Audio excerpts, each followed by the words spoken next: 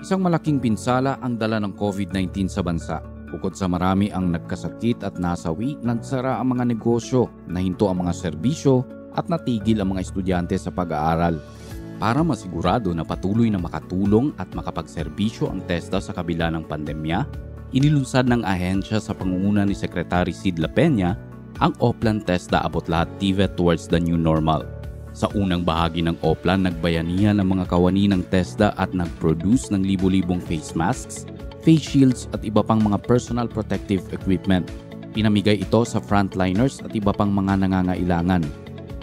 At habang nasa quarantine ang karamihan ng tao, hinikayat din silang matuto ng bagong skills gamit ang TESDA online program.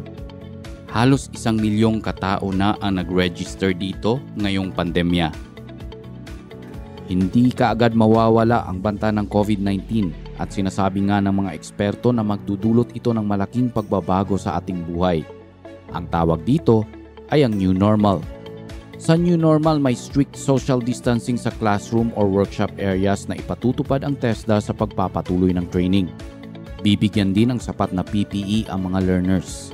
Sa New Normal, asahan din ang iba't ibang uri ng flexible learning modes tulad ng online, distance,